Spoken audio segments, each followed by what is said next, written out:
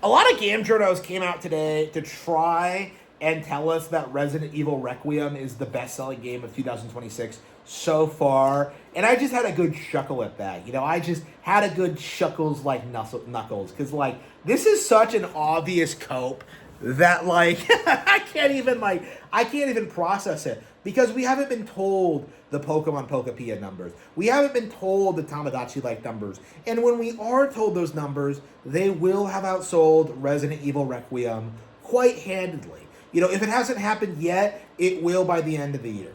People are just very strongly underestimating just how popular Pokemon Pokepia and Tamagotchi Life actually are. Pokepia is probably only going to trail behind Mario Kart World, in total sales for the Switch 2, I think.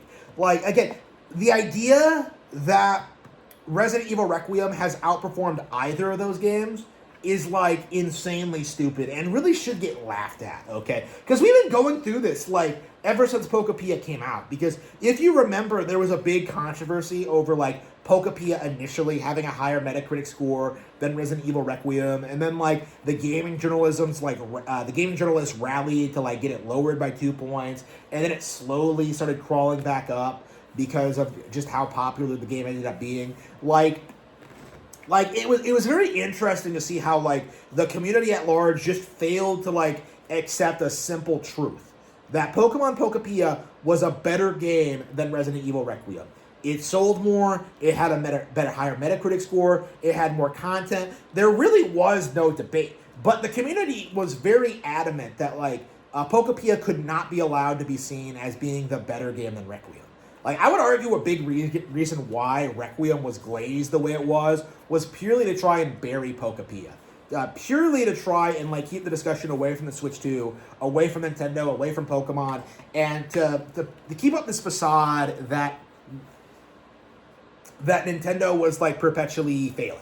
That Nintendo just could not succeed under any circumstances, and that Resident Evil Requiem was the biggest game of the year. Okay, we've seen this for a long time. We've seen these kind of things happen for a long time, and it becomes more and more apparent every year just how desperate the overall community actually is.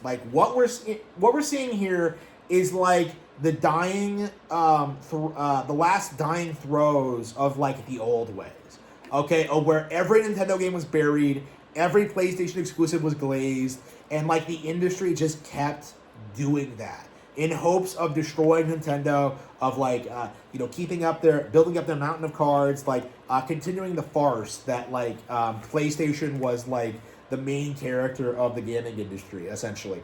And what's happened over time is that PlayStation has stopped producing. It's not selling units. All the games have gone multi-plat, and so all they can do now is just try and say that well, I know that Requiem is on PS5 and the Switch 2, but why wouldn't you buy the PS5 version? That's the console Resident Evil has always been on, and it looks way better, and it's a better game than Pokemon Pokepia. We see a lot of that. We are seeing a lot of that in the community, and it really does need to be called out. It is just, it's an example of just things always being this way, but they really need to change, okay? This was a completely ridiculous situation to be in.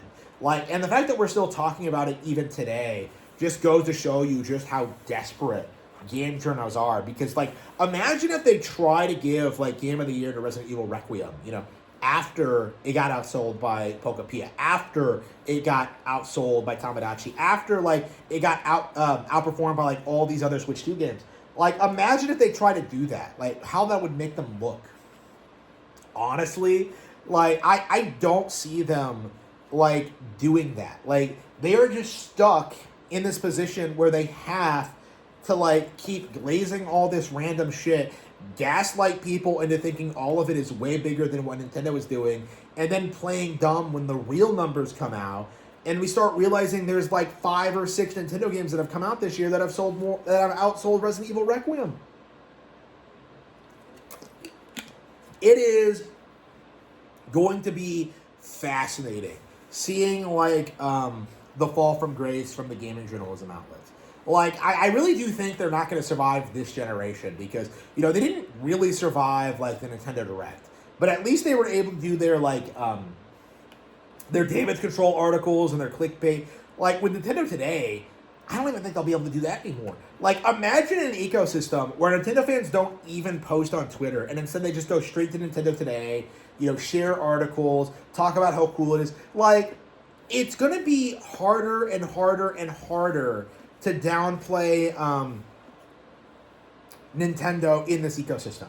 As they have more and more of a closed ecosystem, as you don't have, like, bad faith actors, like, damage controlling them all the time. Like, when people stop listening to the critics, when they stop listening to the game journals, like, there's just nowhere for them to go, is what we're seeing now.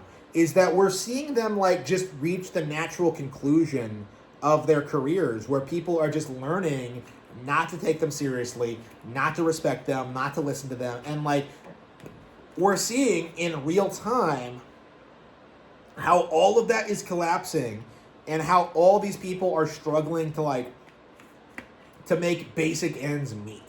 Okay, that's the reality of where we're at now, is that we are seeing the complete and total collapse of Nintendo, of the Nintendo hate community.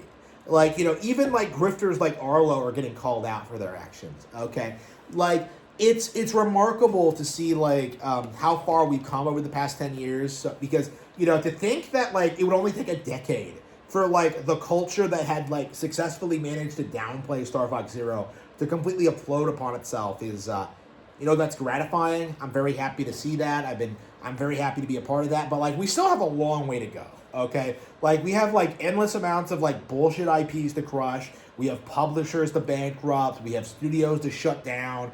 Like, the fight's never really going to end, I feel like, because there's always going to be corruption in the video game industry. But what we have seen is just a glorious new Nintendo future. This is the beginning of Nintendo's new golden age, in which publishers and game devs can't do anything to downplay the company. They're going to be embarrassed. They're going to be humiliated. And it is going to be, like, very, very gratifying to see. And it's going to get worse. I do believe I am going to live to see Grand Theft Auto fall from grace, Like, it's gonna be really exciting to see that happen. Like, I think even at that point, when Grand Theft Auto inevitably bends the knee to Nintendo, whether it, like, ports the game on consoles or whether it, like, just loses popularity or whatever, like, when Grand Theft Auto bends the knee,